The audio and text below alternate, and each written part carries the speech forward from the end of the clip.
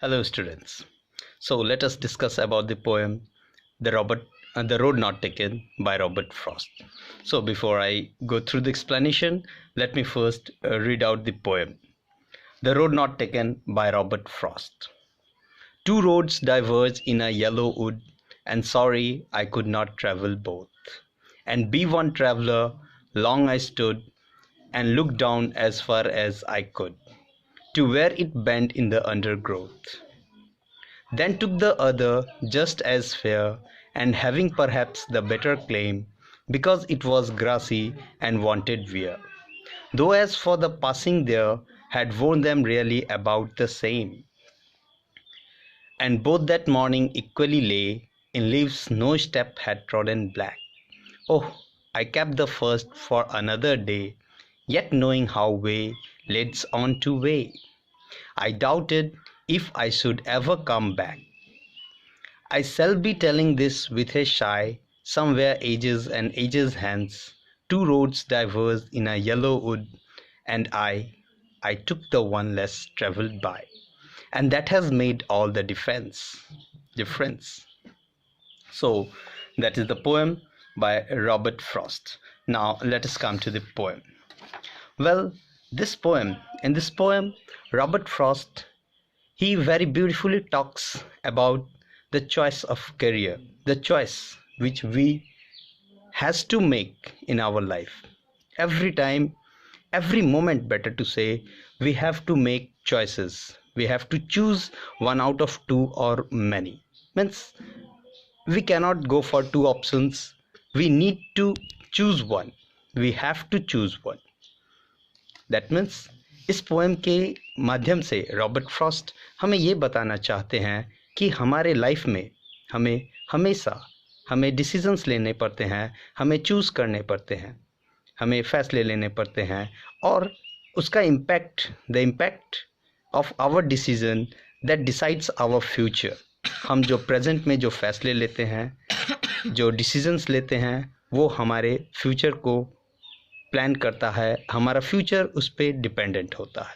तो इस पोएम के माध्यम से पोएट ने हमें यही समझाने की कोशिश करी है कि हमारा जो फ्यूचर है, our future that is dependent on the decision, on the choices that we make at present. हम वर्तमान में जो फैसले लेते हैं, जो डिसीजंस लेते हैं, उस पर हमारा फ्यूचर जो है वो डिपेंड करता है. So now come to the poem. Now this is a very beautiful poem of 1, 2, 3, 4 stanza, and each stanza consists of 5 lines. The rhyme scheme of this poem is A B A A B. Now look at the word would, stood and could, and here both and undergrowth. So the same rhyme scheme runs through the entire poem, that is A B A A B, then again A B A A B, and again A B A A B. Hence difference, actually that is the rhyme scheme here. Now coming to the first stanza. Two roads diverge in a yellow wood. Now here the poet, he's saying that once upon a time. Now the poet, he happens to come at a point where two roads diverged from that point. यानी कि एक बार वो चलते चलते एक ऐसे जगह पे पहुंचते हैं जहां से रास्ते दो तरफ की ओर जा रहे हैं. Clear? That is what the poet has written in the first line. Two roads diverge in a yellow wood. Diverge means the roads was bifurcated. Suppose this was the road and the road gets bifurcated this way. Clear? And the poet was standing here. Clear? Two roads diverge in a yellow wood, and here the word yellow wood signifies, wood means jungle, and yellow signifies the autumn season. Means autumn के season में पतझड़ होते हैं, सारे पत्ते जो हैं वो पीले पड़ जाते हैं, और येलो वुड से पोएट यही सिग्निफाइज करना चाहते हैं कि वो ऑटम का सीज़न था, पत्ते सब पीले पड़ चुके थे, and wood represents jungle. So he was wandering through the jungle.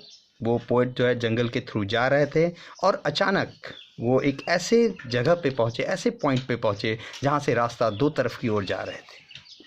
Now look at the second line, and sorry I could not travel both. Now second line में poet जो है वो अपनी inability को show करते हैं. The poet shows his inability that at a single time he could not travel on both the roads. Now ये fact भी है, हम एक समय में दोनों रास्ते पे एक साथ नहीं चल सकते, and that is our inability. ये हमारे बस की बात नहीं कि हम एक साथ दो रास्ते पे चल सके। इस लाइन के माध्यम से पोएट हमें यही बताना चाहते हैं कि हमें चूज़ करना है, हम एक ही साथ हर एक चीज़ को नहीं कर सकते, हम एक ही साथ हर एक फील्ड में नहीं जा सकते। वी हैव टू चूज़ कि हमें किस फील्ड में जाना है, and this decision will affect our future. Let us see the poem. So here in the second line, in the first line, the poet says that he was wandering through the jungle, and suddenly he came at a point where the road was bifurcated, where the road was divided into two. And second line, the poet is saying that, and the poet is expressing his inability to travel on both the road at the same time. Now what he did, let's see in the third line. And be one traveler long I stood. Now he was a traveler. Now the poet, he was a traveler, he has to go, but before moving, he must decide that which road he must choose. इनको चलना है, ये तो traveller हैं, ये तो यात्री है, इनको जाना है, लेकिन जाने से पहले इन्हें डिसाइड करना है कि ये कौन से रास्ते को ये चूज करेंगे. That is written in the third line. And be one traveller, he was a traveller, the poet was a traveller, so he had to examine. Long I stood, वो लंबे समय तक वहाँ खड़े रहे, खड़ा होकर क्या कर रहे थे. He was thinking, he was pondering कि कौन से रास्ते पे चले. And look down as far as I could, और किस रास्ते पे जाएं ये डिसीजन लेने से पहले he was examining both the road, दोनों रास्ते को वो निरीक्षण कर रहे थे, दोनों रास्ते के बारे में वो जितनी ज़्यादा जानकारी हो वो हासिल कर रहे थे. That is written here in the fourth line. And look down as far as I could, यानी कि यहाँ से वो जितना अंदर तक देख पा रहे थे वो यहाँ से देख रहे हैं. इसलिए देख रहे हैं क्योंकि वो डिसाइड कर सकें कि कौन सा रास्ता उनके लिए अच्छा रहेगा, कौन से रास्ते पे वो चल पाए. Now look at the fifth line. To where it bent in the undergrowth. Now वो कहाँ तक देख, अब यहाँ से खड़ा होकर वो तो पूरे रास्ते को नहीं देख सकते, वो मंजिल को नहीं देख सकते कि ये रास्ता किस मंजिल तक जाती है, बट ये जहाँ तक इनकी नज़र देख पा रही थी, जहाँ तक ये आगे जाके रास्ते जो मुड़ गए हैं अंदर जंगलों में, झाड़ियों में, जहाँ तक ये रास्ता बंद मतलब खो चुका है जिससे आगे ये नहीं देख सकते, वहाँ तक ये खड़ा होकर देखते हैं. ये यहाँ फिफ्थ लाइन में, दैट इज़ रिटन है in fifth line. To where it bent in the undergrowth. क्या अंडरग्रोथ मीन्स जंगल, जहाँ तक वो अंदर जाके वो मतलब ब्लॉक हो चुका था, जिसके आगे उनकी दृष्टि नहीं जा सकती थी, वहाँ तक वो इस पॉइंट पे खड़े होके इस जंगल को वो देखते हैं. Now come to the second stanza. Then took the other just as fair as, and having perhaps the better claim. Now then took the other. Poet ने फिर finally what he did? Finally the poet made the decision. उसने दोनों road को एकदम minutely examine करने के बाद, after examining both the road, the poet made his final decision that yes, what he will do? I will travel the other road. He left the first road and he chose the other road, second road. Then took the other. And why did he took the other? The reason he expresses here. Just as fair and having perhaps the better claim. Now the other road, the second road, had some advantages. The poet found something better, some advantages in the second road, and that's why he left the first road and chose the second, and that is written here. And having perhaps the better claim. Better claim means the second road had some advantages. What was the advantage? वो क्या advantage थे? Because it was grassy and wanted wear. क्योंकि ये रास्ता जो था वो grassy था, बहुत सारे घास थे, मीन्स एकदम फ्रेश थे. एंड वांटेड वेयर का मतलब अभी तक कोई भी इस रास्ते से कोई भी व्यक्ति नहीं गया था, गद्देदार था, काफ़ी ग्रासी थे, पथ पे एकदम फ्रेश था. The way was quite fresh. इस रास्ते से एक दो आदमी गए थे और ये रास्ता काफ़ी ग्रासी था, ये इस रास्ते से अभी तक कोई नहीं गया था। Though as for that the passing there had warned them equally about the same।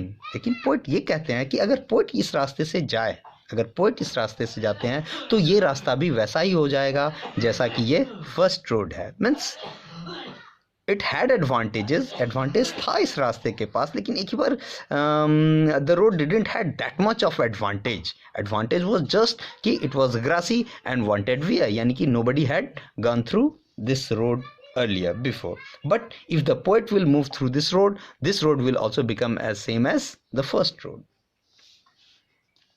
और ये बात को पोएट ने इस लाइन में लिखा है, had warned them really about the same, यानी कि अगर पोएट इस रास्ते से जाते हैं तो ये रास्ता भी सेम वैसा ही हो जाएगा जैसा कि फर्स्ट रोड है। Now here in this stanza the poet makes the comparison between the two roads. ये दोनों रास्ते में पोएट कंपैरिजन करते हैं और ये बताते हैं कि दोनों रास्ते लगभग एक ही है। यहाँ देखिए, and both that morning equal ले, यानी पोएट कह रहे हैं दोनों रास्ते पे सनराइज मॉर्निंग जो है एक सा पड़ता है। Means both the roads are same. In leaves no straps had trodden black, oh I kept the first for another day. Now leaves पे अभी तक किसी भी व्यक्ति के पैर नहीं पड़े हैं, किसी ने भी उस ये जो फर्स्ट रोड है, ये जो सेकंड रोड है जो ग्रासी है, ये एकदम फ्रेश है और इस पे किसी के स्टेप्स नहीं पड़े हैं, किसी ने यहाँ की जो ग्रास को कुचला नहीं अभी तक पैर से। In leaves no step had trodden black, oh I kept the first for another day। now look at this line। now the poet he wanted to travel on both the road। कवि तो दोनों रास्ते पे चलना चाहते थे, but अफसोस he was a traveler and he couldn't choose both the road at the same time। so finding some merit, some plus point in the second road, he decided to leave the first road and choose the second road। but उनके दिल में कहीं ये भावना थी, कहीं dissatisfaction था कि वो फर्स्ट रोड को ट्रैवल नहीं कर पा रहे हैं और इसीलिए अपने दिल को वो ये कह के सांत्वना देते हैं, वो ये समझाने की कोशिश करते हैं कि वो किसी और दिन आके उस रास्ते पे वो चल जाएंगे। Now look here, oh I kept the first for another day. Poet अपने दिल में ये रखते हैं कि ठीक है, चलो आज today I am unable to walk on both the roads, so today I will take the second road and some other day I will come to the first road। यहाँ पे साइन ऑफ एक्सक्लेमेशन है, poem में आप देखोगे तो sign of exclamation है जो poet की डीप फीलिंग को एक्सप्रेस करता है। This sign of exclamation expresses the deep feeling of the poet that he wanted to travel the first road, but due to his inability to travel on both the roads at the same time, he couldn't। now अब यहाँ की line में, second line में poet ये भी बताते हैं कि इट इज़ नॉट पॉसिबल। हम दो फील्ड में दो चॉइसेस, दो ऑप्शंस एक साथ ऑप्ट नहीं कर सकते हैं। क्लियर? हम अपने लाइफ में दोनों चीज़ नहीं हो सकता, एक साथ हेड और टेल नहीं आ सकता। अगर टॉस हो तो वी हैव टू चूज इधर हेड और tail, we couldn't choose both. So यहाँ पे भी पोएट यही बताना चाहते हैं कि हम दोनों रास्ते पे एक साथ नहीं चल सकते, and this fact was known to the poet also। so here the poet writes, yet knowing how ways led on to way। now poet जानते थे कि एक रास्ते जो हैं, अगर आप सेकंड रोड पे जाते हो तो ये रास्ता भी आगे चल के दूसरे रास्ते से मिल जाएंगे, फिर दूसरा रास्ता दूसरे रास्ते एंड सो ऑन। यहाँ पे पोएट यही बात लिखे हैं, yet knowing how ways led on to ways, यानी एक रास्ता दूसरे रास्ते से मिलता है, दूसरे रास्ते तीसरे रास्ते से, and this is what the life is. यही जीवन है और इसी तरह से हमारा जीवन आगे की ओर बढ़ता रहता है। आई doubted if I should ever come back. Now the poet itself, he was in a doubt that he will not be able to return at the same point again, because life is a forward motion game। life में हम सिर्फ आगे की ओर बढ़ते हैं। we couldn't reverse the things, हम time को पीछे नहीं कर सकते, वापस से रिवर्स नहीं कर सकते, वापस से प्ले नहीं कर सकते। so the decision that we have taken, the decision that we have made बाद में या तो हम उस डिसीजन से खुश होते हैं, सक्सेस होते हैं, या हम रिग्रेट करते हैं, अफसोस करते हैं। That's it. We don't have a rewind button in our life जिसको दबा दिए, लाइफ को पीछे ले गए और फिर जो गलती करी है उसको हम सुधार लें। So that is practically not possible. So here poet also mentions the same thing, I doubted. Poet कहते हैं कि मुझे शक है कि मैं दोबारा शायद ही उस पॉइंट पे पहुंच पाऊंगा। And now look at the final and the concluding stanza. I shall be telling this with a shy. Now यहाँ पे पोएट एक पन का यूज करते हैं, एक कंफ्यूजिंग वर्ड का यूज करते हैं, shy. Now sigh, SIGH. Now this sigh word का मतलब होता है गहरी राहत की सांस लेना. क्लियर? इस तरह से. Now इस तरह की राहत की सांस हम लोग दोनों ही स्थिति में लेते हैं. या तो हम रिग्रेट करते हैं, काफ़ी अफसोस करते हैं, रिग्रेट, या जब हम रिलैक्स फील करते हैं उस केस में लेते हैं. नाउ देखें लास्ट स्टेंजा में पोएट क्या कह रहे हैं. I shall be telling this with a sigh. Now ये तो बीत गया. पोएट के साथ एक इंसिडेंट आया था, दो रोड डाइवर्ज कर रहे थे. पोएट ने सेकंड रोड चूज किया because it was grassy and it wanted wear. Poet ये जानते थे कि दोबारा उस पथ पे नहीं आ पाएंगे. Now the last concluding point. Now अब पोएट ने वो डिसीजन बहुत दिन पहले लिया था, अब वो हो गया. पोएट लाइफ में कुछ हैं, बन चुके हैं. ना अब देखते हैं पोएट लास्ट स्टेंजा में क्या कहते हैं. पोएट कहते हैं I shall be telling this with a sigh somewhere ages and ages hence. यानी कि मैं ये बात शाय के साथ कह पाऊंगा कि मेरे लाइफ में एक बार दो रोड मिला था. Clear? I have come to the point of diversion where the road diverged into two.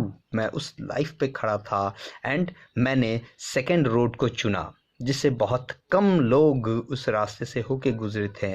And due to my that choice आज मैं जो कुछ भी हूँ, जैसा भी हूँ, वेदर गुड और bad, that is not mentioned here by the poet. Poet ने ये मैंशन नहीं किया कि मैं खुश हूँ या आई एम सैड, मैं अफसोस कर रहा हूँ. Poet hasn't mention, but the poet writes that मैं जो भी हूँ due to the fact that I chose the second road at that point.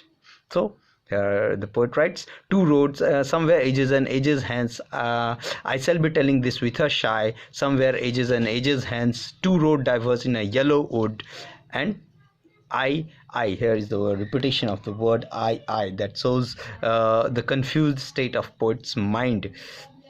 So I took the one less traveled by, and that has made all the difference. Now because all the difference that is in my life is due to the fact that I choose the second road which was grassy and wanted wear. So that's all for this beautiful poem. It also gives us a very beautiful lesson that before making any choice in our life, we must go through the choice in deep details, because we must realize the fact that we don't have a rewind button in our life. So this is a very beautiful poem by Robert Frost, The Road Not Taken. That's all. Thank you. For any query or any doubt, any confusion, you can write it down in my comment section. So see you in the next video. That's all. Thank you.